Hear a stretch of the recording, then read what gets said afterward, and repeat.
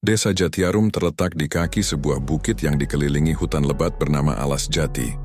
Dari kejauhan, desa itu tampak seperti sekumpulan rumah kayu yang sederhana, berdiri berderet dengan atap rumbia dan genting merah yang mulai pudar dimakan waktu. Di pagi hari, kabut tipis sering turun dari arah hutan, menyelimuti sawah yang terbentang luas dengan warna hijau keemasan. Udara di desa itu masih segar, jauh dari hiruk-pikuk kota. Hanya sesekali terdengar suara ayam berkokok, kambing mengembik, atau dentingan lesung yang dipukul ibu-ibu saat menumbuk padi. Di desa inilah seorang gadis bernama Maya tinggal bersama ibunya, seorang janda yang sehari-hari berjualan jamu tradisional. Rumah mereka berada di tepi desa, tidak terlalu jauh dari batas hutan Alas Jati. Walaupun hidup serba sederhana, rumah itu selalu tampak hangat. Dinding bambunya dipenuhi gantungan botol kaca berisi ramuan jamu. Sementara di halaman belakang, berderet pot-pot kecil berisi berbagai macam tanaman obat yang dirawat dengan penuh ketelatenan. Maya, gadis yang baru berusia 17 tahun, tumbuh sebagai sosok yang lembut dan periang. Rambut hitamnya panjang terurai, matanya jernih seperti air sumur di desa itu, dan kulitnya kecoklatan karena sering membantu ibunya bekerja di ladang maupun di pasar. Ia dikenal oleh hampir semua orang di Jatiarum. Setiap kali berjalan melewati jalan setapak, Maya selalu menyapa ramah, tak segan menolong tetangga yang kesulitan. Ada yang berkata bahwa senyumnya mampu menghapus lelah, ada pula yang meyakini bahwa hatinya terlalu suci untuk seorang gadis di dunia yang keras ini. Keseharian Maya begitu sederhana, namun penuh arti. Setiap pagi ia membantu ibunya meracik jamu. Ia akan mengupas jahe, mengiris temulawak, atau menumbuk kunyit hingga halus. Setelah itu, jamu yang sudah matang dituangkan ke dalam botol kaca, lalu dibawa ke pasar dengan bakul anyaman bambu yang digendong di punggungnya. Di pasar, Maya sering membantu menjajakan dagangan ibunya sambil sesekali bercanda dengan pedagang lain. Keberadaannya selalu membawa suasana ceria. Meski demikian, hidup Maya tidak sepenuhnya tanpa duka. Ayahnya meninggal ketika ia masih kecil. Sejak itu, ibunya harus bekerja keras untuk membesarkannya seorang diri. Meski sering lelah, sang ibu tak pernah mengeluh, dan Maya tumbuh dengan tekad kuat untuk tidak pernah mengecewakannya. Hubungan mereka begitu erat, ibarat dua sahabat yang saling menopang. Saat malam tiba, setelah semua pekerjaan selesai, mereka sering duduk di beranda rumah, memandang bintang sambil bercerita tentang hari-hari yang mereka lalui. Namun, di balik ketenangan desa Jatiarum selalu ada bisik-bisik tentang hutan Alas Jati. Orang-orang desa percaya bahwa hutan itu dihuni makhluk gaib. Banyak cerita yang beredar. Ada yang mengaku pernah melihat perempuan bergaun putih melintas di antara pepohonan. Ada pula yang mendengar suara gamelan misterius di tengah malam. Karena itulah, para orang tua sering melarang anak-anak mereka bermain terlalu jauh ke dalam hutan. Maya sendiri sejak kecil sudah diingatkan ibunya untuk berhati-hati, meski setiap hari ia harus melewati jalan setapak di tepi hutan untuk menuju sawah. Meski misteri hutan itu sering membuat bulu kuduk berdiri, kehidupan warga desa tetap berjalan normal. Mereka terbiasa dengan cerita-cerita menyeramkan itu, menganggapnya bagian dari keseharian. Begitu pula dengan Maya. Baginya, hutan Alas Jati bukan hanya menyimpan cerita mistis, tapi juga sumber kehidupan. Di sanalah tumbuh berbagai tanaman obat yang sering ia dan ibunya petik untuk membuat jamu. Setiap kali masuk ke hutan, Maya selalu berdoa dalam hati, meminta izin pada penunggu gaib agar tidak diganggu. Hari-hari terus bergulir, dan Maya tumbuh menjadi gadis yang semakin cantik. Banyak pemuda desa diam-diam menaruh hati padanya, meski tidak semua berani mengungkapkan. Maya sendiri tidak terlalu peduli pada urusan asmara. Baginya, yang terpenting adalah membantu ibunya dan menjaga keharmonisan hidup mereka yang sederhana. Ia sering berkata kepada ibunya bahwa kebahagiaan sejati bukanlah tentang harta atau cinta, melainkan tentang hati yang tenang dan keluarga yang saling menyayangi. Pada suatu sore, Maya berjalan pulang dari pasar sambil menenteng bakul kosong. Langit mulai berwarna jingga, suara jangkrik mulai terdengar dari arah sawah. Angin bertiup pelan membawa aroma tanah basah setelah hujan kecil turun siang tadi. Saat melewati jalan setapak di tepi hutan, Maya berhenti sejenak. Pandangannya tertuju pada pepohonan tinggi yang berdiri rapat, menciptakan bayangan gelap di dalamnya. Hatinya bergetar entah kenapa, seakan ada sesuatu yang sedang memperhatikannya dari dalam kegelapan. Namun, Maya hanya menarik napas dalam-dalam, lalu tersenyum kecil. Ia tahu betul bahwa rasa takut hanya akan membuatnya semakin gelisah. Ia melanjutkan langkahnya, mempercepat langkah menuju rumah. Sesampainya di sana, ibunya sudah menunggunya di beranda sambil menyalakan lampu minyak. Maya pun langsung duduk di samping ibunya, melepaskan lelah, dan mereka kembali bercakap-cakap seperti biasa, seolah tak ada yang janggal.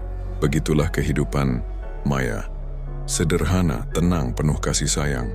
Namun tetap dibayangi misteri yang mengintai dari balik hutan alas jati. Desa Jatiarum seakan menjadi panggung kecil tempat gadis itu tumbuh, tak menyadari bahwa takdir kelam sudah menantinya di tikungan waktu yang akan datang. Saat itu, Maya hanyalah seorang gadis desa biasa yang hidup dengan senyum, tanpa tahu bahwa senyum itulah yang kelak akan berubah menjadi cerita paling menyeramkan yang pernah dikenal oleh orang-orang Jatiarum. Saat itu, Maya hanyalah seorang gadis desa biasa yang hidup dengan senyum, tanpa tahu bahwa senyum itulah yang kelak akan berubah menjadi cerita paling menyeramkan yang pernah dikenal oleh orang-orang Jatiarum. Namun, kehidupan yang terlihat tenang itu perlahan mulai berubah ketika kecantikan dan keanggunannya kian menjadi buah bibir di desa. Maya tidak pernah benar-benar menyadari betapa banyak mata yang menaruh perhatian padanya. Baginya, ia hanya menjalani hidup sederhana, membantu ibunya meracik jamu, menimba air di sumur, dan sesekali ikut bekerja di sawah milik tetangga. Tetapi, bagi para pemuda desa, Maya adalah sosok berbeda. Senyum lembutnya seolah mampu meluluhkan hati siapapun yang melihatnya. Tatapan matanya yang jernih, kulitnya yang kecoklatan, dan tubuhnya yang luwes membuat banyak pemuda jatuh hati. Sayangnya, tidak semua pandangan yang tertuju padanya adalah pandangan tulus. Dari sekian banyak pemuda, ada kelompok yang dikenal nakal, sering membuat keributan, dan gemar mempermainkan orang lain. Mereka adalah Bayu dan kawan-kawannya. Bayu adalah pemuda yang dianggap berandal di Jatiarum. Usianya sekitar 20 tahun. Lebih tua dari Maya. Tubuhnya tinggi besar, wajahnya keras, dan tatapannya seringkali penuh kesombongan. Ia anak dari seorang juragan kayu yang cukup terpandang di desa, sehingga merasa dirinya lebih berkuasa daripada pemuda lainnya. Banyak orang menghindarinya karena takut dengan sifatnya yang kasar dan temperamen buruknya. Bersama dua temannya, Dika dan Arman, Bayu sering nongkrong di warung kopi dekat pasar atau di pos ronda, hanya untuk mencari bahan ejekan dan mengganggu orang lewat. Ketika Bayu pertama kali memperhatikan Maya, bukan kagum yang lahir dalam hatinya, melainkan rasa ingin memiliki dengan cara yang salah. Ia melihat Maya bukan sebagai gadis yang pantas dihormati, melainkan sebagai objek mainan yang harus ia kuasai. Tatapan itu muncul ketika suatu pagi, Maya lewat membawa bakul berisi jamu, berjalan santai menuju pasar. Bayu yang sedang duduk di warung kopi langsung memperhatikan gerak-geriknya dengan mata yang tajam. Cantik sekali gadis itu, gumamnya dengan nada setengah meremehkan. Dika dan Arman yang mendengar hanya tertawa kecil. Namanya Maya, anak penjual jamu. Semua orang juga tahu, tapi hati-hati Bayu, gadis itu bukan tipe yang mudah didekati, sahut Dika sambil tersenyum sinis. Bayu hanya menyeringai, menyulut rokoknya dan menjawab pelan, "Tidak ada gadis yang tidak bisa ditundukkan, tinggal tunggu waktu saja." Sejak hari itu Bayu dan teman-temannya mulai sering memperhatikan Maya. Awalnya hanya sekadar memandang dari jauh, lalu semakin berani dengan melontarkan godaan saat Maya lewat. Mereka bersiul, melemparkan kata-kata yang membuat wajah Maya memerah menahan malu. Maya, dengan segala kesabarannya, memilih untuk diam dan mempercepat langkah setiap kali bertemu dengan mereka. Namun, semakin Maya menghindar, semakin besar rasa penasaran Bayu. Ia merasa tertantang. Baginya, sikap Maya yang menjaga diri itu bukan sesuatu yang patut dihormati, melainkan penghalang yang harus ia hancurkan. Ia mulai membual di depan teman-temannya, mengatakan bahwa suatu hari nanti, Maya akan jatuh ke pelukannya. Kata-kata itu membuat Dika dan Arman tertawa, tetapi sekaligus menimbulkan rasa takut di hati mereka.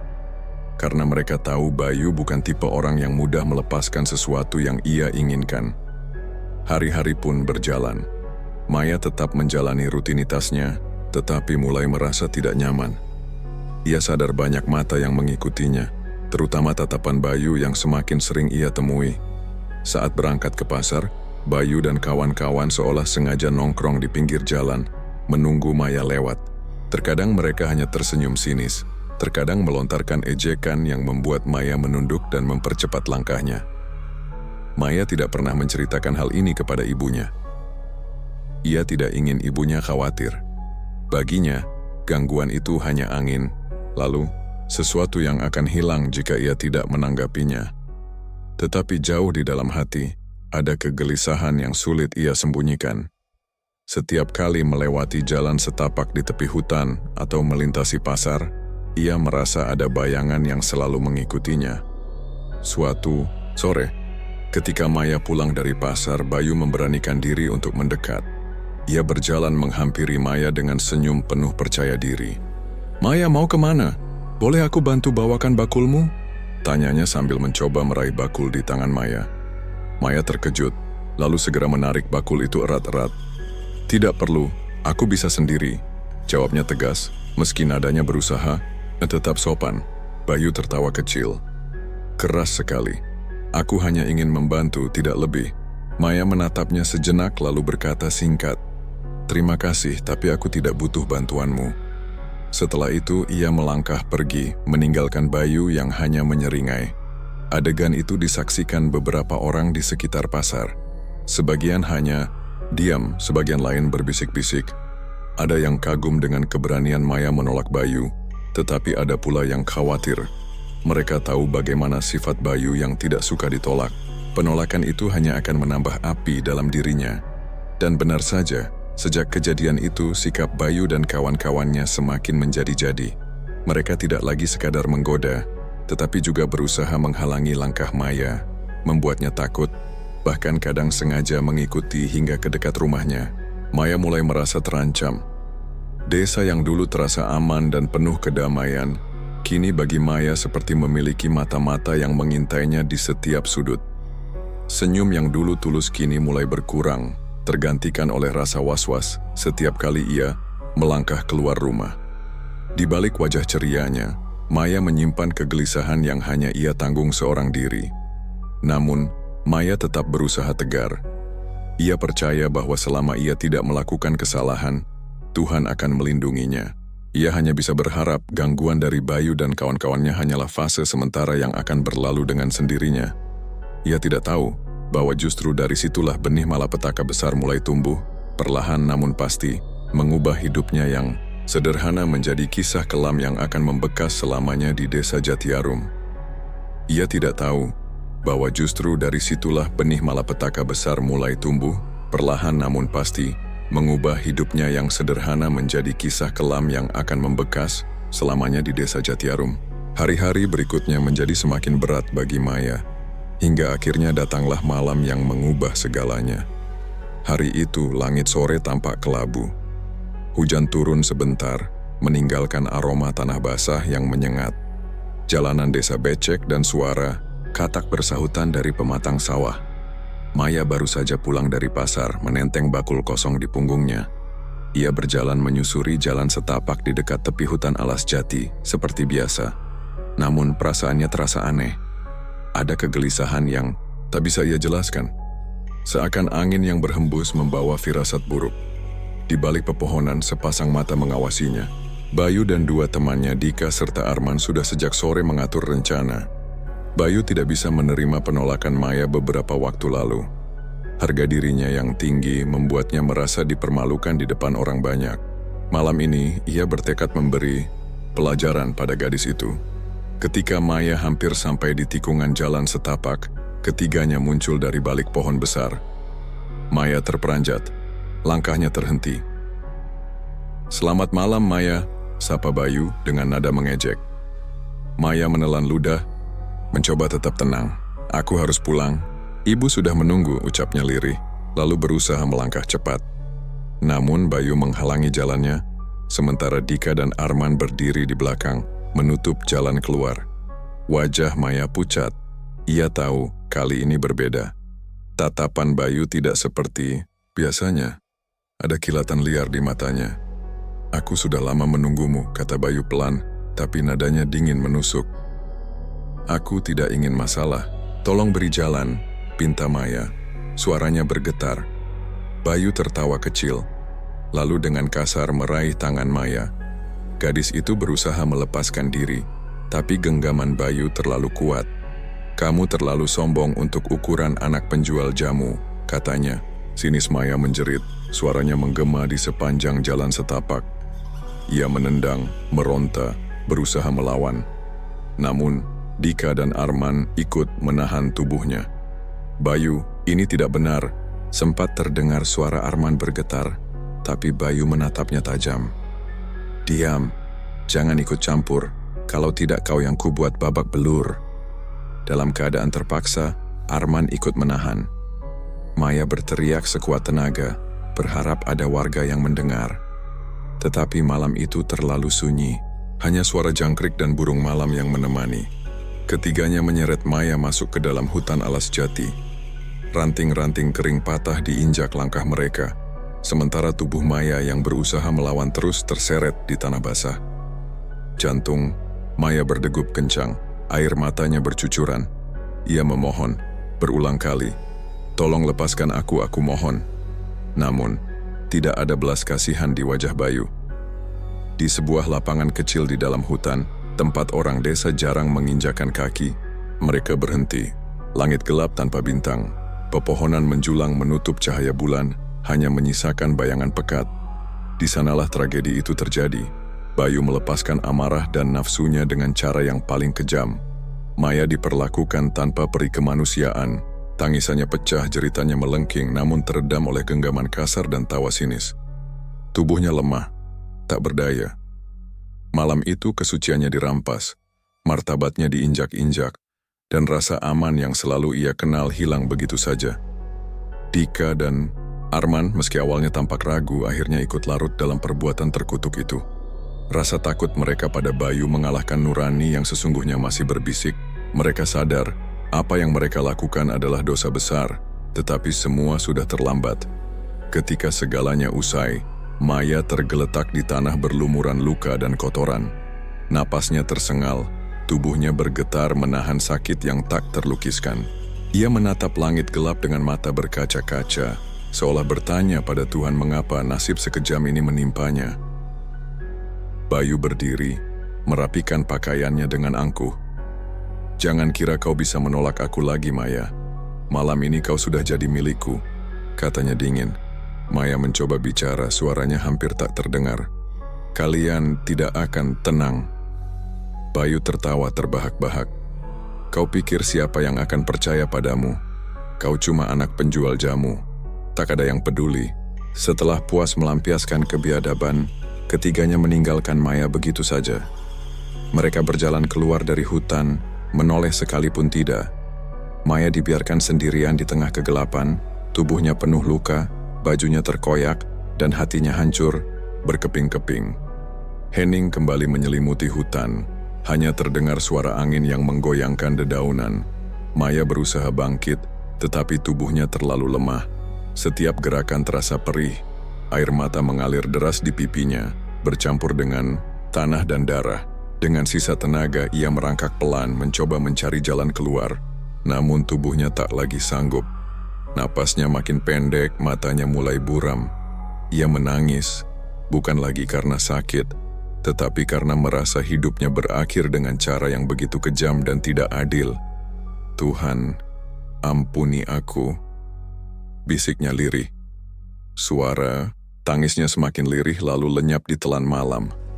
Di detik terakhir ketika kesadarannya hilang, Maya merasa seolah ada bayangan hitam yang memeluknya, membisikkan kata-kata yang tak ia pahami.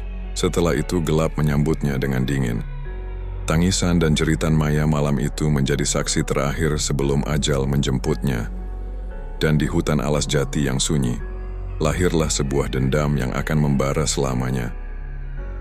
Keesokan paginya, kabut tebal masih menyelimuti desa Jatiarum.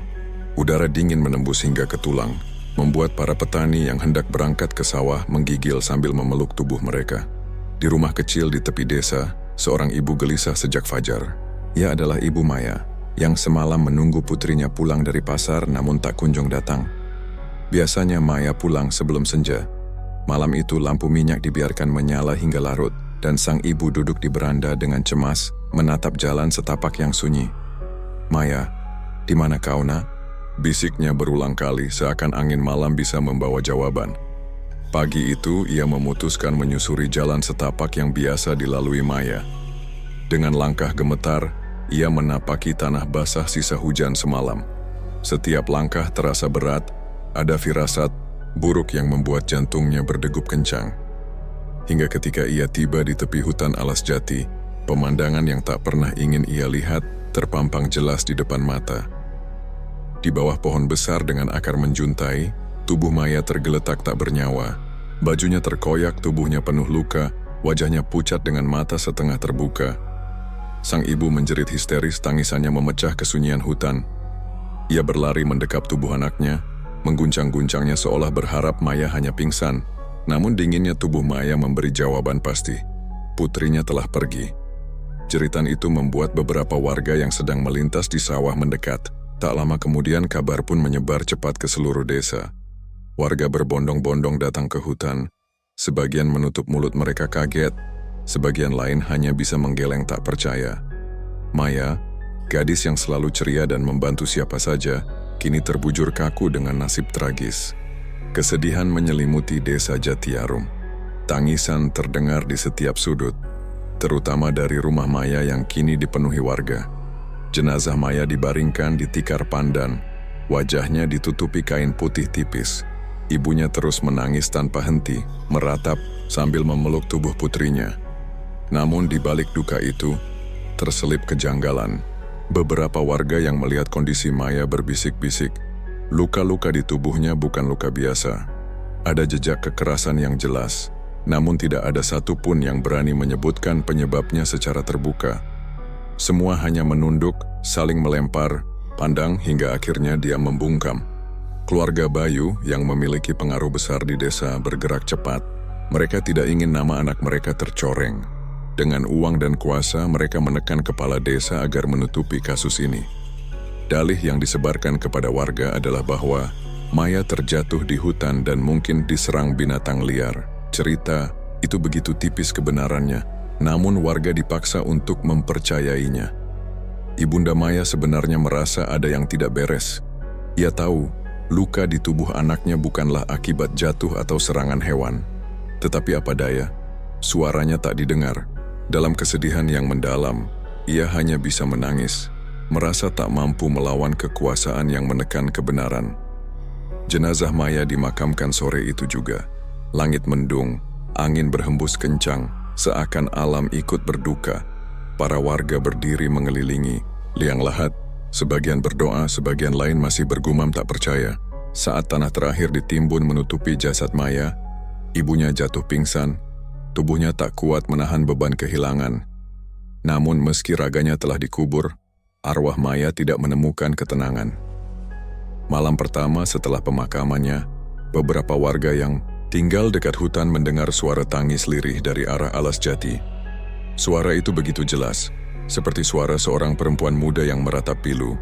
Ada yang mengira itu hanya halusinasi. Ada pula yang langsung menutup rapat pintu rumah mereka karena takut. Beberapa hari kemudian, kejadian aneh mulai bermunculan. Seorang pemuda desa yang melewati jalan setapak malam hari bersumpah melihat sosok Maya berdiri di bawah pohon besar tempat ia ditemukan. Rambutnya terurai menutupi wajah, tubuhnya berlumuran tanah, dan matanya menatap kosong. Pemuda itu lari ketakutan hingga terjatuh. Tubuhnya gemetar saat menceritakan apa yang ia lihat. Kabar penampakan itu menyebar. Warga desa semakin resah. Ada yang mendengar suara langkah kaki di halaman rumah pada tengah malam, padahal saat dicek tidak ada siapapun. Ada pula yang melihat bayangan perempuan berjalan di tepi sawah, namun lenyap begitu didekati. Semua tanda itu mengarah pada satu keyakinan, arwah Maya belum tenang. Desa Jatiarum yang biasanya tentram berubah menjadi desa penuh ketakutan. Setelah senja, jarang ada orang yang berani keluar rumah. Hutan alas jati semakin dihindari, bahkan oleh para petani yang biasanya mencari kayu atau rumput di sana. Mereka percaya arwah Maya gentayangan. menuntut keadilan yang tidak pernah ia dapatkan. Di rumahnya, Ibu Maya setiap malam duduk di beranda, menatap jalan sepi dengan mata bengkak karena tangis. Kadang ia merasa angin malam membawa suara anaknya, memanggil pelan, "Ibu, ibu." Hatinya remuk, namun ia juga merasa ada sesuatu yang ganjil. Maya tidak mungkin bisa pergi dengan tenang selama kebenaran masih terkubur. Malam demi malam bayangan hitam semakin sering terlihat di sekitar hutan. Ada yang mengatakan melihat sosok itu melayang rendah di antara pepohonan. Ada pula yang mengaku tubuhnya tinggi menjulang dengan wajah tertutup rambut. Semakin hari, teror itu semakin nyata. Dan di antara desas-desus itu, bisikan mulai beredar bahwa roh Maya bukan sekadar arwah gentayangan. Ia telah berubah menjadi sesuatu yang lebih kuat, sesuatu yang lahir dari luka, derita, dan ketidakadilan. Sebuah bayangan hitam penuh dendam yang tidak akan berhenti sampai semua yang merenggut hidupnya merasakan balasan yang setimpal. Sebuah bayangan hitam penuh dendam yang tidak akan berhenti sampai semua yang merenggut hidupnya merasakan balasan yang setimpal. Itulah bisikan yang mulai beredar di desa Jatiarum meski tak seorang pun berani mengatakannya terang-terangan. Di antara para pelaku yang malam kelam itu menodai hidup Maya, ada seorang pemuda bernama Dika. Berbeda dengan Bayu, yang keras kepala dan penuh ambisi, Dika hanyalah pengikut, seseorang yang ikut larut dalam kebiadaban karena takut dijauhi teman-temannya. Namun kejahatan tetaplah kejahatan, dan dosa tetap meninggalkan jejak. Sejak malam pemakaman Maya, Dika sudah merasakan sesuatu yang aneh. Tidurnya tak pernah nyenyak. Setiap kali memejamkan mata, ia seperti mendengar bisikan lirih memanggil namanya. Dika, suara itu halus namun menyusup ke telinganya dan membuatnya terbangun dengan tubuh penuh keringat. Ia mencoba mengabaikan, berpikir itu hanyalah rasa bersalah yang menghantuinya. Tapi semakin ia mencoba melupakan, semakin nyata teror itu menghampiri. Malam-malam berikutnya menjadi semakin berat. Dika mulai dihantui mimpi buruk berulang. Dalam mimpi ia selalu berada di tepi hutan alas jati. Kabut tebal mengelilinginya, dingin menusuk kulit, dan dari kegelapan muncul sosok Maya. Wajahnya pucat, mata membelalak, tubuhnya berlumuran tanah dan darah. Rambut panjangnya terurai menutupi wajah, namun bibirnya jelas bergerak mengucapkan kata-kata. "Kenapa kau biarkan aku? Kenapa kau diam saja?" Suara itu menggema, menusuk telinga Dika hingga ia menjerit. Ia selalu terbangun dengan nafas terengah, dadanya sesak, dan tubuhnya basah oleh keringat dingin. Ketika ia menyalakan lampu kamar, jantungnya makin berdegup. Bayangan hitam seperti sosok perempuan berdiri di sudut ruangan, namun lenyap begitu ia berkedip. Siang hari pun tidak membawakan ketenangan. Saat Dika duduk di beranda rumahnya, gelas minum tiba-tiba bergeser sendiri. Pintu kamar terbanting tanpa angin. Bahkan, ayam peliharaannya mendadak mati tanpa sebab. Bulu-bulunya rontok seakan dicabik sesuatu yang tak kasat mata. Ibunya sempat heran melihat anaknya semakin kurus, matanya cekung dan wajahnya pucat seperti orang sakit. Tapi Dika tak pernah berani bercerita. Bagaimana mungkin ia bisa mengaku bahwa arwah Maya kini mengikutinya kemanapun? Malam itu, teror mencapai puncaknya. Dika baru saja mencoba tidur ketika ia kembali mendengar suara langkah kaki di dalam rumah. Tok, tok, tok. Suara itu terdengar dari ruang tamu. Ia memberanikan diri bangun, mengambil lampu minyak, dan berjalan dengan napas tersengal. Ruangan itu kosong, hanya angin yang berhembus dari jendela yang terbuka.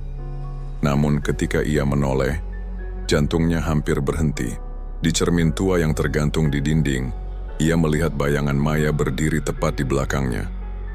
Wajahnya hancur, darah menetes dari mulutnya, dan matanya menatap lurus. Dika berbalik dengan cepat, tapi ruangan itu kosong. Hanya kegelapan.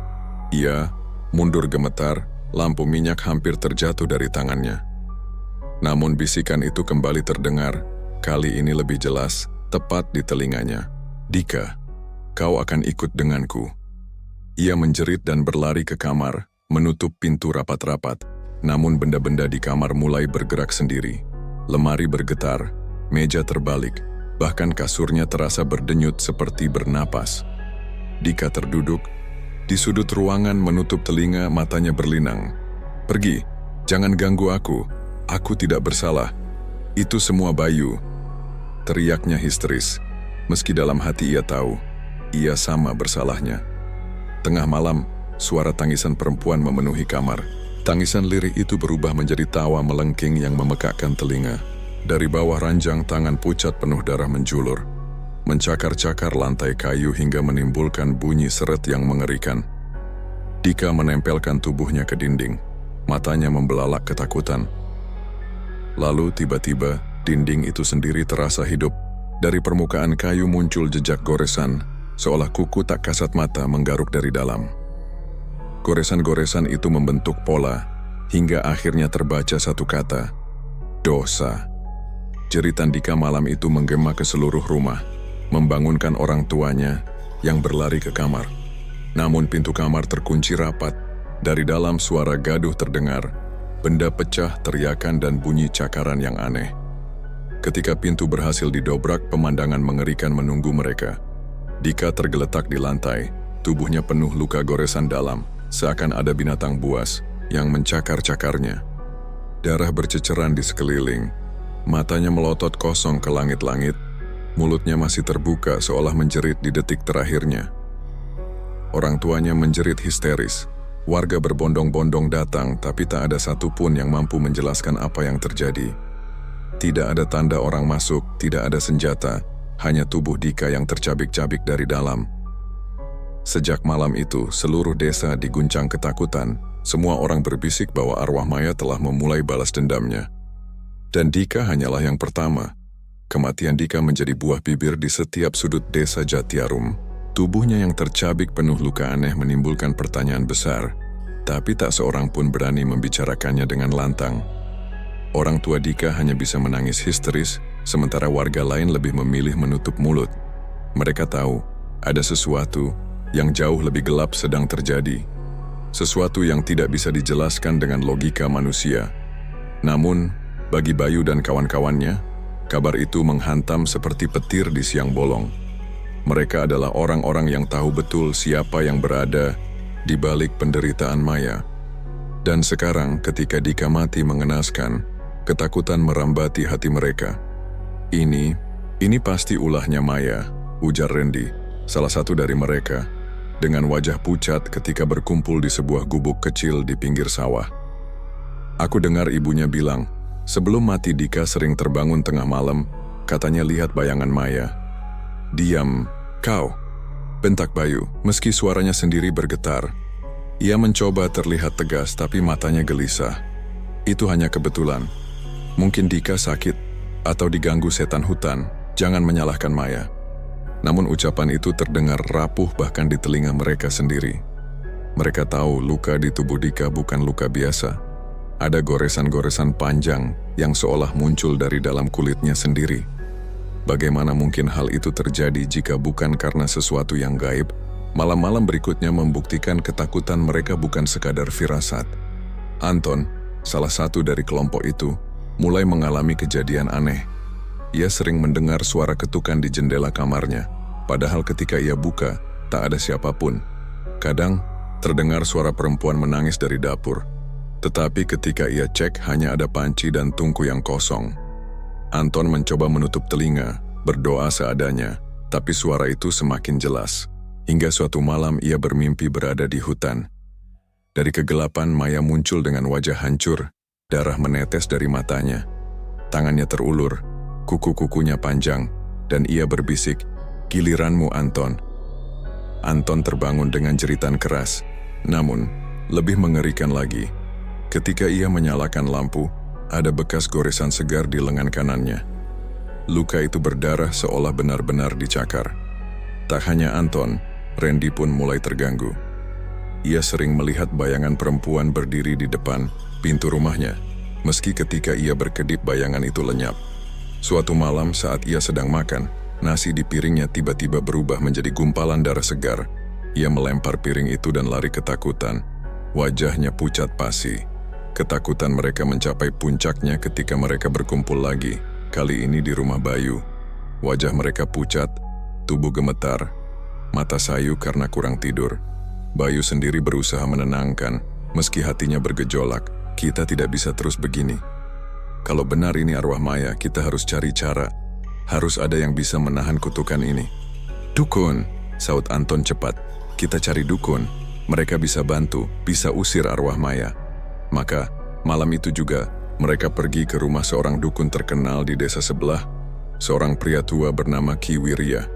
Rumahnya berada di tepi hutan kecil, dikelilingi pagar bambu dan bau dupa yang menyengat. Ki Wirya menatap mereka dengan mata tajam saat mendengar keluhan mereka. "Kalian telah membuat dosa besar," ucapnya pelan, suaranya dalam seperti bergema. Arwah yang tersiksa tidak bisa diredam dengan mantra biasa. Ia butuh keadilan, bukan sekadar penolak bala. Bayu mencoba menyelipkan uang ke tangan sang dukun. "Tolong kami, Ki. Apapun caranya, asal kami selamat. Kami tidak mau bernasib seperti Dika." Ki Wirya memandang uang itu lama, lalu menghela napas. Ia akhirnya bersedia melakukan ritual perlindungan. Malam itu mereka duduk melingkar di ruang tengah rumah sang dukun. Lilin hitam dinyalakan, dupa mengepul, dan Ki Wirya membaca mantra kuno dengan suara berat. Awalnya, suasana terasa hening, tapi kemudian angin kencang berhembus masuk lewat celah dinding. Padahal semua pintu tertutup. Api lilin bergetar liar, dan suara tangisan perempuan menggema di seluruh ruangan. Bayangan panjang muncul di dinding, membentuk siluet seorang perempuan berambut panjang. Ki Wirya terdiam, keringat dingin membasahi wajahnya. Kuat sekali. Arwah ini penuh dendam. Aku tak bisa menahannya lama-lama. Mendadak, salah satu dupa padam sendiri. Dari kegelapan, suara tawa melengking terdengar, membuat bulu kuduk mereka berdiri.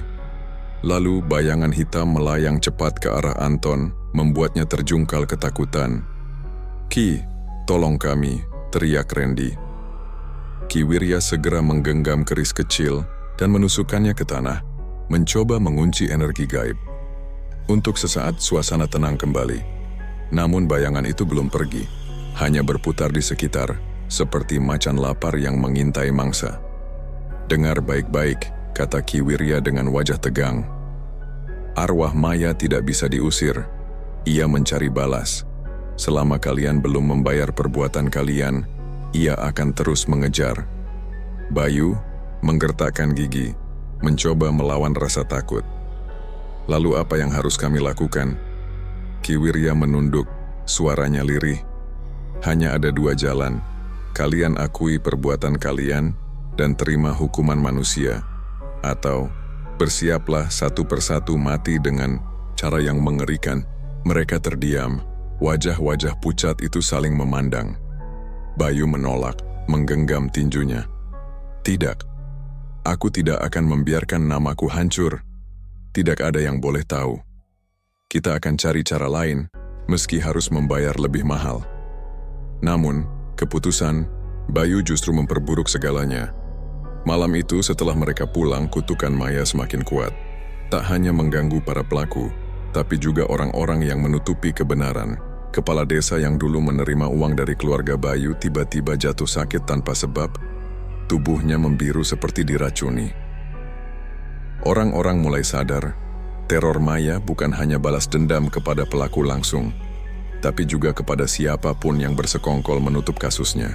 Bayangan hitam kini tak hanya terlihat di hutan, tapi juga di pekarangan rumah warga, bahkan di jalan-jalan desa saat malam hari. Desa Jatiarum yang dulu tentram kini diselimuti teror. Tak ada lagi suara riang anak-anak bermain di malam hari. Setiap rumah menutup pintu rapat-rapat, lampu minyak menyala hingga pagi, dan doa-doa dipanjatkan dengan suara bergetar. Semua orang tahu, Maya belum berhenti, dan kutukannya kini telah menyebar. Sejak kematian Dika dan gangguan yang menimpa Anton serta Randy, suasana desa Jatiarum berubah drastis. Desa yang dulu dikenal tenang dengan suara jangkrik malam, kini sunyi seperti mati. Tak ada lagi anak-anak yang berani bermain di halaman selepas senja. Tak ada lagi orang dewasa yang duduk di teras sambil bercengkerama. Semua pintu tertutup rapat sejak matahari terbenam, dan lampu minyak dibiarkan menyala hingga pagi. Hutan alas jati yang sejak dulu memang dianggap angker, kini benar-benar ditakuti. Banyak warga bersumpah mendengar suara jeritan memilukan dari dalam hutan pada tengah malam. Suara itu menyerupai rintihan seorang gadis, terkadang diikuti tawa melengking yang menusuk telinga. Jeritan itu menggema hingga ke pematang sawah, membuat petani yang kebetulan masih bekerja pulang tergesa-gesa, meninggalkan cangkul dan kerbau mereka begitu saja. Ada pula warga yang mengaku melihat sosok perempuan berdiri di jalan desa. Sukir, seorang kuli kayu, menceritakan dengan wajah pucat bagaimana ia melihat Maya berdiri di bawah lampu jalan yang temaram.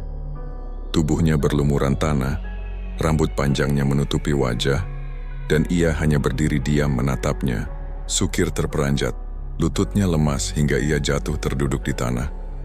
Begitu ia memejamkan mata sejenak dan membukanya kembali, sosok itu menghilang. Namun, bau anyir darah masih tercium di hidungnya. Kabar penampakan itu menyebar cepat, membuat rasa takut warga semakin menjadi-jadi. Orang-orang mulai percaya bahwa roh Maya benar-benar menuntut balas. Mereka yang dahulu hanya berbisik pelan kini terang-terangan mengakui arwah Maya gentayangan, menebar kutukan bagi siapapun yang terlibat dalam kebiadaban yang merenggut nyawanya. Desa Jatiarum yang biasanya hidup dengan aktivitas pasar, kini muram. Para penjual jarang membuka lapak, pembeli pun enggan keluar rumah. Bahkan suara gamelan dari hajatan atau pesta desa tidak lagi terdengar. Orang-orang takut mengadakan keramaian karena percaya arwah Maya bisa datang kapan saja. Ketakutan ini membuat hubungan antar warga semakin renggang. Ada yang saling menyalahkan, ada pula yang mencurigai tetangganya sebagai salah satu pelaku. Desas-desus beredar, menambah kegelisahan. Setiap malam, doa-doa dipanjatkan lebih panjang dari biasanya, tapi tetap saja teror terus terjadi. Suatu malam, Sumiati, seorang ibu muda, hendak menimba air di sumur belakang rumahnya. Saat ia menoleh, ia melihat bayangan seorang gadis di permukaan air. Namun wajah itu bukan wajahnya sendiri, melainkan wajah Maya dengan mata melotot dan darah mengalir dari mulut. Sumiati menjerit, embernya jatuh, dan ia pingsan di tempat. Ketika suaminya menemukannya, ia terus mengigau menyebut nama Maya. Kejadian-kejadian seperti itu semakin sering terjadi, seakan roh Maya tidak hanya menghantui para pelaku, tetapi juga seluruh desa yang bungkam dan menutup mata atas penderitaannya. Kepala desa yang dulu menerima uang dari keluarga Bayu pun jatuh sakit parah, tubuhnya membiru, seperti membusuk dari dalam. Tabib desa tidak menemukan penyebab jelas, sementara keluarganya percaya itu adalah kutukan Maya. Setiap malam, istrinya mendengar suara perempuan menangis di ruang tamu. Meski saat ia keluar, hanya ada angin dingin yang berhembus. Kegelisahan warga mencapai puncak ketika seorang anak kecil hilang di dekat tepi hutan. Bocah itu, yang bernama Lina, ditemukan keesokan paginya duduk di bawah pohon besar, tubuhnya menggigil tanpa suara. Ketika ditanya, ia hanya berkata dengan lirih, "Kak Maya ajak aku main." Tapi dia sedih sekali. Sejak itu Lina tidak pernah lagi bicara banyak, hanya menatap kosong dengan mata yang selalu berkaca-kaca. Peristiwa ini membuat warga benar-benar yakin roh Maya telah menjadi bagian dari hutan Alas Jati. Suara tangisan dan jeritan yang terdengar setiap malam diyakini sebagai panggilan dendam yang tidak akan pernah berhenti sampai semua yang bersalah menerima balasannya.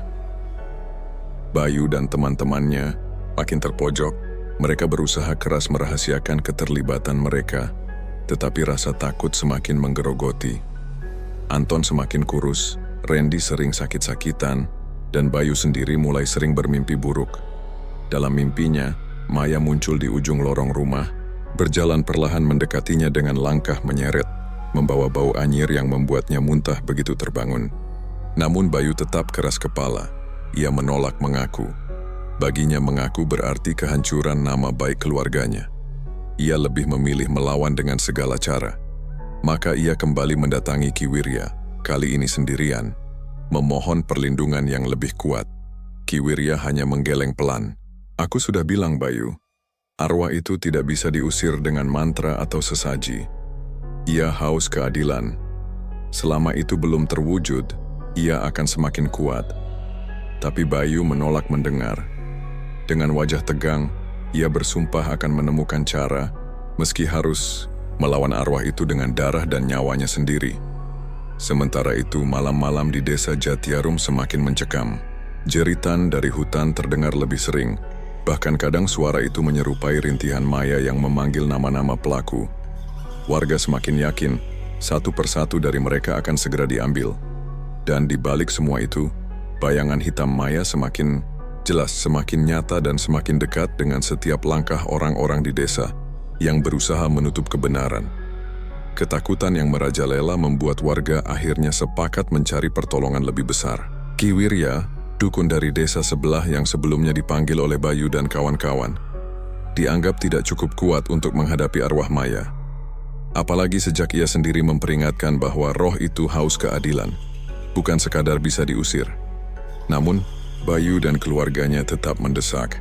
Tidak peduli pada peringatan itu, mereka ingin cara cepat untuk menghentikan teror, meski dengan cara paksa.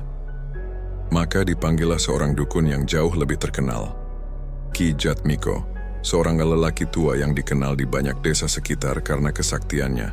Konon ia pernah mengusir jin penunggu gunung, menyembuhkan orang kesurupan hanya dengan tatapan mata, dan menutup jalan gaib yang menghubungkan desa lain dengan makam keramat. Kehadirannya di desa Jatiarum membawa secercah harapan bagi warga yang dicekam ketakutan. Ki Jatmiko datang sore hari, mengenakan jubah hitam dengan tongkat kayu cendana di tangannya. Tatapannya tajam, wajahnya penuh keriput namun memancarkan wibawa. Warga menyambutnya dengan penuh harap, sebagian langsung menangis memohon agar ia menolong mereka. Yang kalian hadapi bukan sekadar arwah penasaran, ujar Ki Jatmiko dengan suara berat. Ia dilahirkan dari darah, luka, dan ketidakadilan. Tapi jangan khawatir, aku akan mencoba mengembalikannya ke tempat seharusnya. Ritual besar diputuskan dilakukan malam itu juga, di balai desa yang terletak tak jauh dari hutan alas jati. Warga berbondong-bondong datang, membawa sesaji, kepala, ayam hitam, kemenyan bunga 7 rupa, dan kendi berisi air dari 7 sumur. Mereka duduk melingkar dengan wajah tegang, sementara Ki Jatmiko mulai menata perlengkapan ritual di tengah ruangan. Saat malam turun, suasana desa hening mencekam. Angin berhembus dingin, membuat lampu minyak bergoyang. Ki Jatmiko duduk bersila, membakar dupa, dan mulai melantunkan mantra kuno. Suaranya berat, menggema ke setiap sudut balai desa. Awalnya, suasana terasa tenang. Asap dupa mengepul perlahan membentuk lingkaran samar. Namun tak lama kemudian hawa ruangan berubah drastis. Angin bertiup lebih kencang, membuat pintu dan jendela berderit. Api lampu minyak bergetar liar, bahkan beberapa padam seketika. Lalu terdengar suara lirih, tangisan seorang perempuan. Semua warga menoleh, sebagian langsung merapatkan tubuh mereka. Tangisan itu semakin keras, berubah menjadi jeritan yang menusuk telinga. Dari sudut ruangan, bayangan hitam mulai terbentuk, semakin lama semakin jelas. Itu adalah sosok Maya, rambut panjang terurai, wajah pucat berlumuran darah, matanya kosong namun tajam menusuk siapapun yang berani menatap. Beberapa warga langsung pingsan, yang lain menjerit histeris. Bayu yang duduk di barisan depan mematung, wajahnya pucat pasi. Ki Jatmiko mengangkat tongkatnya, membentak dengan suara lantang.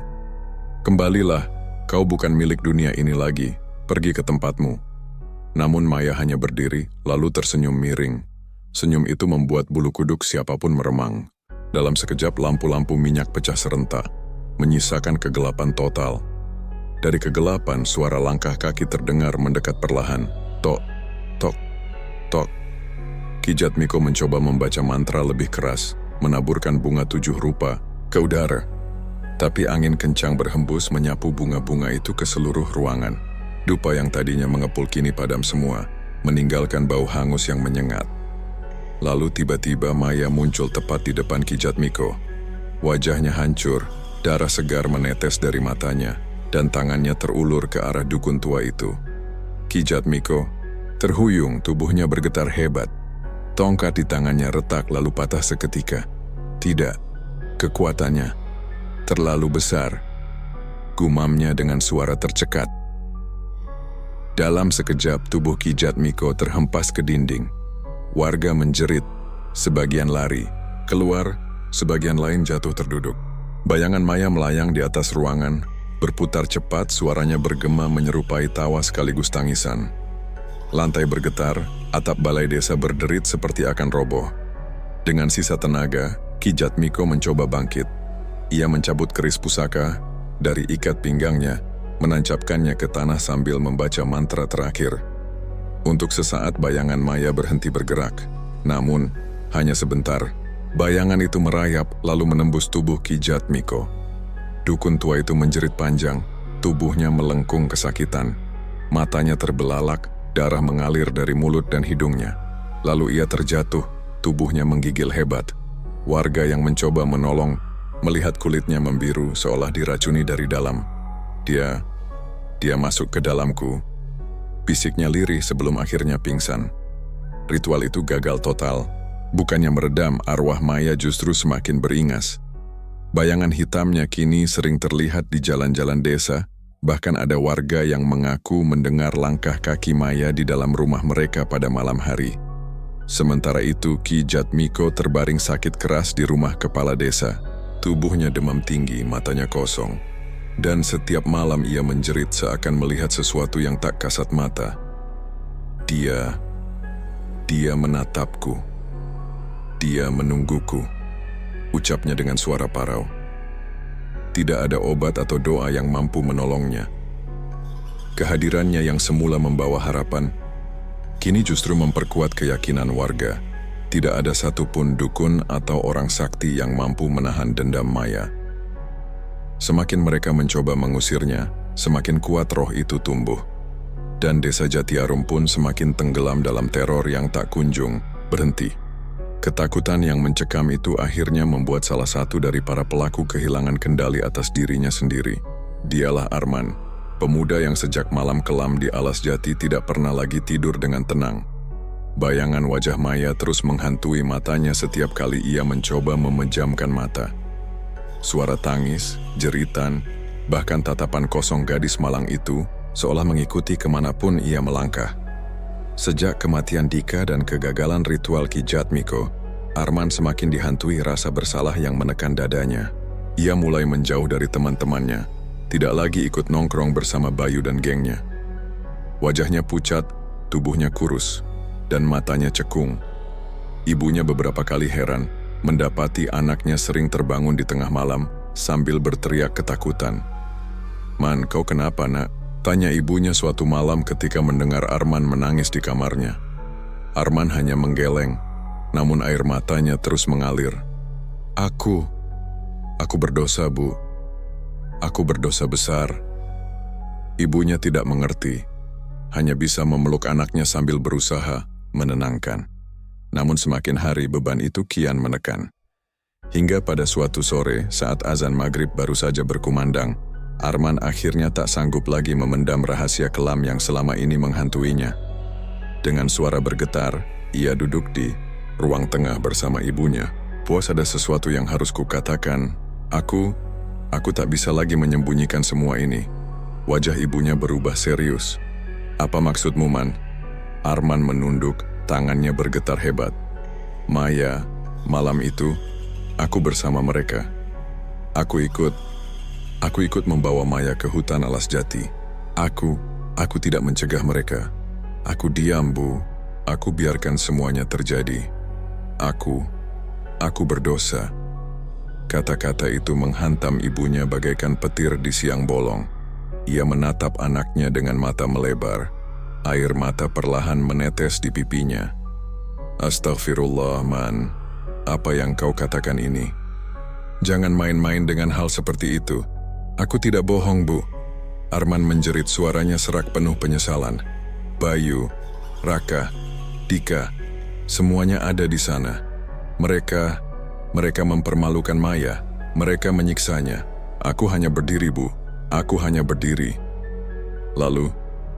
Lalu kami tinggalkan dia di sana, sekarat, sendirian, di tengah hutan.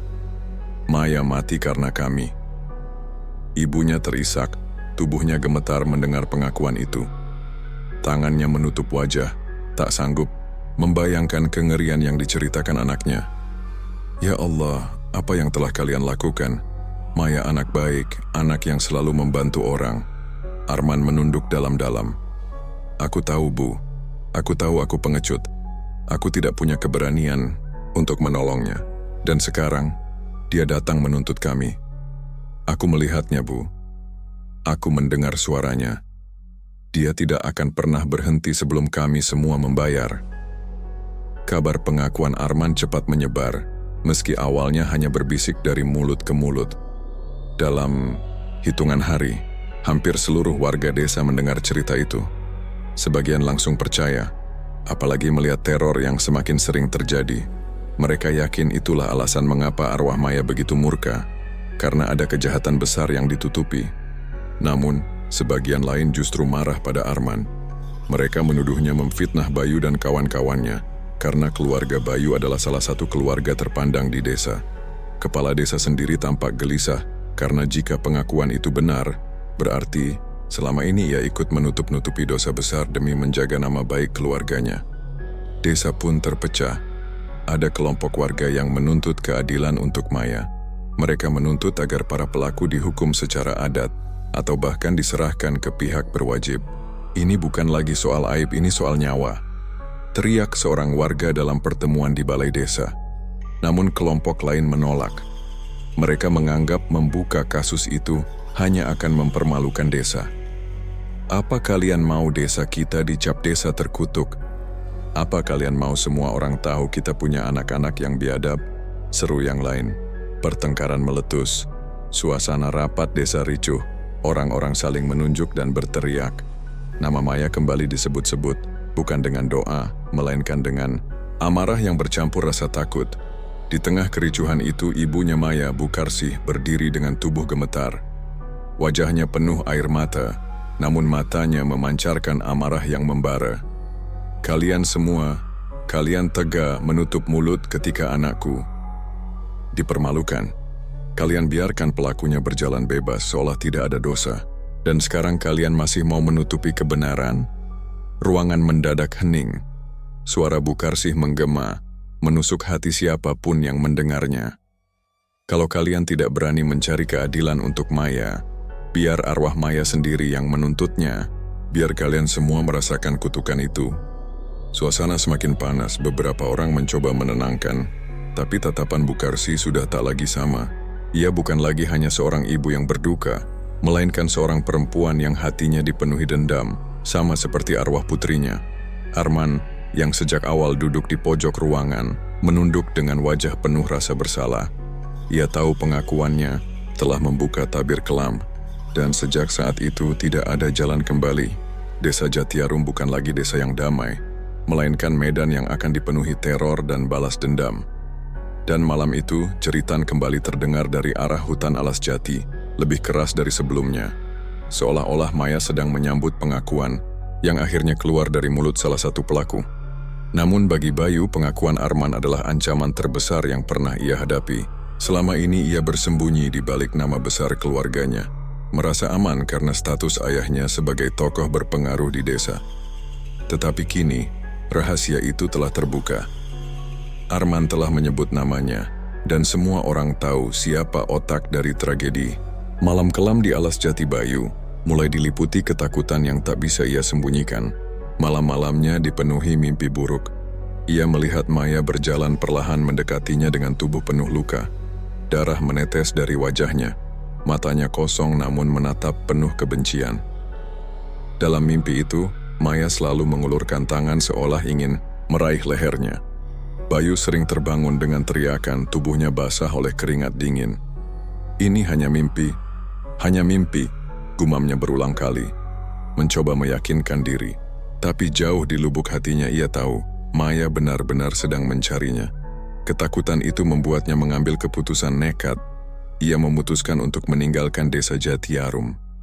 Malam itu juga, dengan membawa beberapa barang, Bayu berlari meninggalkan rumahnya. Ibunya menangis histeris, ayahnya berteriak memanggil, tapi Bayu tidak peduli. Baginya, satu-satunya cara untuk selamat adalah kabur sejauh mungkin dari desa terkutuk itu. Ia berjalan melewati jalan setapak di tengah malam. hanya ditemani suara jangkrik dan angin dingin yang menusuk tulang. Bulan purnama menggantung di langit, memantulkan cahaya pucat ke pepohonan di sekitar jalan. Sesekali Bayu menoleh ke belakang, merasa seolah ada yang mengikutinya. Namun setiap kali ia menoleh tidak ada siapa-siapa. Langkahnya semakin cepat, napasnya terengah. Di kejauhan ia melihat jalan keluar desa, batas yang membawanya menuju kota. Harapannya mulai muncul, hingga tiba-tiba terdengar suara. Bayu. Suara itu lirih namun jelas menyeruak dari balik pepohonan. Bayu terhenti, jantungnya berdegup kencang. Ia menoleh ke kiri lalu ke kanan tapi tidak ada siapapun. Hanya kegelapan dan bayangan pepohonan yang bergoyang diterpa angin. Ia menelan ludah lalu melanjutkan langkah. Namun suara itu kembali terdengar, lebih keras, lebih dekat. Bayu, jangan lari. Bayu panik. Ia berlari secepat mungkin. Kakinya menghantam tanah berdebu, napasnya memburu. Namun semakin ia berlari, semakin berat langkahnya, seakan tanah itu menahan kakinya. Suara langkah lain mulai terdengar di belakangnya, menyerupai langkah kaki perempuan tanpa alas, pelan namun pasti, terus mengikuti. Tok, tok, tok. Bayu menoleh, dan di bawah cahaya bulan, ia melihat sosok itu. Maya. Rambutnya tergerai, berantakan, tubuhnya berlumuran darah, wajahnya rusak dengan luka-luka yang menganga. Matanya kosong, namun tatapannya tajam menusuk hati Bayu. Senyum miring terukir di bibir pucatnya. Bayu menjerit, lalu kembali berlari. Ia tidak lagi peduli kemana arah kakinya membawanya. Namun anehnya, jalan yang ia tempuh tidak pernah berujung. Semakin ia berlari, semakin ia kembali ke tempat yang sama. Jalan setapak dengan pepohonan gelap, suara jangkrik yang sama, dan bayangan Maya yang terus muncul di hadapannya. Tidak mungkin. Ini tidak nyata. Ini hanya mimpi. Teriak Bayu, suaranya parau penuh keputusasaan. Namun setiap kali ia mencoba menutup mata, bayangan Maya semakin dekat. Ia merasakan napas dingin di tengkuknya, mendengar bisikan halus di telinganya. Kau tidak bisa lari, Bayu. Aku menunggumu. Bayu berlari, hingga kakinya berdarah, tubuhnya terhuyung.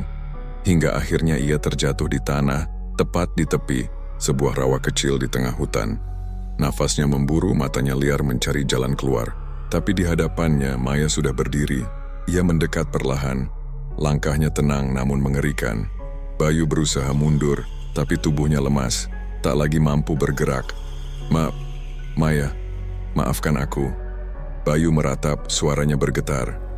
Aku tidak bermaksud. Aku hanya ingin bersenang-senang. Aku tidak ingin kau mati. Maya terdiam sejenak, lalu ia menunduk. Wajahnya semakin dekat dengan Bayu. Dari matanya menetes darah segar yang jatuh ke wajah Bayu. Kalau begitu, biar kau rasakan apa yang kurasakan, bisik Maya lirih. Dan tiba-tiba Bayu merasakan tubuhnya seperti dicengkeram oleh tangan-tangan tak terlihat. Dari tanah rawa, muncul tangan-tangan hitam berlendir, menarik kakinya perlahan ke dalam lumpur. Bayu menjerit, meronta sekuat tenaga, tapi semakin ia meronta, semakin dalam tubuhnya ditarik. Air lumpur masuk ke mulutnya, menyesakkan nafas. Matanya terbelalak melihat Maya yang hanya berdiri menatapnya, dengan senyum menyeramkan di wajahnya. Tidak, tolong, teriak Bayu sekuat tenaga. Namun jeritannya tenggelam bersama tubuhnya yang semakin larut dalam lumpur, hingga akhirnya hanya kepalanya yang tersisa di permukaan. Di detik terakhir, ia melihat wajah Maya yang mendekat, lalu mendengar bisikan terakhir sebelum kegelapan menelannya. Keadilan sudah kutegakkan, dan dengan itu Bayu lenyap di telan rawa tak pernah ditemukan lagi. Hanya tersisa sunyi, suara jangkrik, dan bayangan hitam Maya yang perlahan menghilang di antara pepohonan. Keesokan harinya, warga menemukan pakaian Bayu yang compang-camping terdampar di pinggir rawa. Tidak ada jasad, hanya bau amis darah yang masih menempel di udara. Semua orang tahu, Bayu telah menerima balasan dari arwah Maya, dan sejak saat itu, jeritan malam di Alas Jati mereda. Namun warga tetap percaya, roh Maya masih ada di sana, menunggu, menjaga, dan mengingatkan bahwa kejahatan tak pernah luput dari balasan. Kabar tentang lenyapnya Bayu menyebar dengan cepat. Pagi itu, ketika pakaian compang-campingnya ditemukan di pinggir rawa dengan bercak darah yang masih basah, seluruh desa Jatiarum terdiam dalam ketakutan bercampur lega. Semua orang tahu Maya telah menuntaskan balas dendamnya. Dika, Raka, Arman yang hancur oleh rasa bersalah, dan akhirnya Bayu, otak dari tragedi itu, semuanya sudah menerima hukuman yang setimpal. Namun, meski teror itu berhenti, keheningan yang tersisa di desa tidak membawa ketenangan sepenuhnya. Justru keheningan itu seperti tanda bahwa sesuatu tetap tinggal, mengawasi dari balik pepohonan alas jati. Beberapa malam setelah Bayu lenyap, seorang petani yang pulang larut malam mengaku melihat sosok perempuan berdiri di ujung jalan desa. Ia mengenakan gaun putih panjang, rambut terurai menutupi sebagian wajahnya. Sosok itu tidak bergerak, hanya berdiri tegak menghadap ke hutan. Petani itu terdiam sejenak, lalu buru-buru berlari pulang, jantungnya berdegup keras. Esoknya, ia bercerita kepada warga lain, dan sejak saat itu, kabar itu pun menyebar. "Dia masih ada di sana," kata seorang ibu dengan wajah pucat ketika menceritakan apa yang didengarnya. Mungkin Maya tidak benar-benar pergi, mungkin dia memilih menjaga hutan itu, menjaga agar tidak ada lagi yang bernasib seperti dirinya. Warga pun mulai membangun keyakinan baru. Maya telah menjadi penunggu alas jati. Bukan lagi sekadar arwah penasaran yang haus darah, melainkan sosok penjaga yang menuntut manusia untuk tetap berhati-hati. Meski demikian, bayangan dendam itu masih terasa. Kadang-kadang, di malam-malam tertentu ketika bulan purnama menggantung tinggi, suara lirih menyerupai tangisan perempuan terdengar dari arah hutan. Beberapa pemuda yang nekat lewat jalan itu mengaku melihat bayangan putih melintas cepat di antara pepohonan. Ada pula yang bersumpah melihat seorang perempuan duduk di bawah pohon beringin besar di pinggir hutan, menunduk sambil menyisir rambutnya yang panjang berlumuran darah. Bagi Bukarsih, ibu Maya, semua kejadian itu menjadi luka sekaligus pengingat. Ia sering duduk di depan rumah saat malam, menatap ke arah alas jati. Ada kalanya ia merasa putrinya hadir, duduk di sampingnya, meski hanya sebentar. Air matanya menetes, tapi kali ini tidak hanya karena sedih, melainkan juga lega. Maya mungkin tidak akan kembali hidup, namun setidaknya arwahnya kini sudah mendapatkan keadilan yang gagal diberikan manusia. "Tidurlah dengan tenang, nak," bisiknya suatu malam. Suaranya bergetar. "Ibu tahu kau masih ada di sana, tapi kini tidak ada lagi yang bisa menyakitimu." Kehidupan di desa perlahan kembali berjalan. Pasar kembali ramai, anak-anak kembali berlarian di halaman rumah, suara gamelan kadang terdengar saat hajatan digelar. Namun di balik semua itu tetap ada batas yang tidak pernah mereka sentuh, hutan alas jati. Tidak ada seorang pun yang berani masuk terlalu jauh, apalagi saat malam. Hutan itu kini dianggap keramat.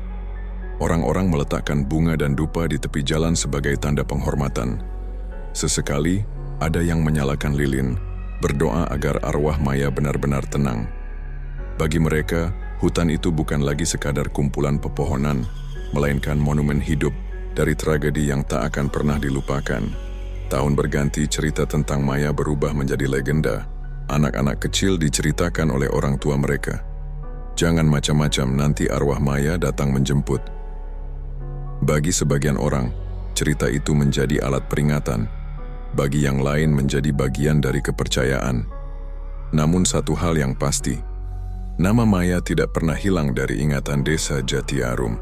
Di luar sana, orang-orang yang mendengar cerita itu menyebutnya sebagai kutukan alas jati. Mereka percaya siapapun yang berbuat jahat, apalagi mempermainkan kehormatan seorang perempuan, akan dihantui nasib buruk. Maya adalah simbol dari balasan yang tak bisa dihindari. Dan meski jeritan-jeritan malam tidak lagi sering terdengar, tetap saja ada saat-saat tertentu ketika desa merasakan hawa dingin menusuk, seolah ada mata yang mengawasi dari balik kegelapan hutan. Dalam sunyi itu, bayangan putih kadang terlihat berdiri di tepi jalan. Diam, tidak bergerak, hanya menatap jauh ke dalam kegelapan pepohonan. Apakah itu Maya? Ataukah hanya bayangan yang lahir dari rasa takut? Tidak ada yang benar-benar tahu. Namun, yang jelas cerita Maya telah menjadi bagian dari napas desa. Sebuah kisah tragis yang berubah menjadi legenda, sebuah kutukan yang menjadi peringatan. Dan selama orang-orang masih berani berbuat keji, bayangan itu akan tetap ada, menunggu, mengawasi, siap menuntut balas. Karena di Alas Jati tidak ada dosa yang benar-benar terkubur.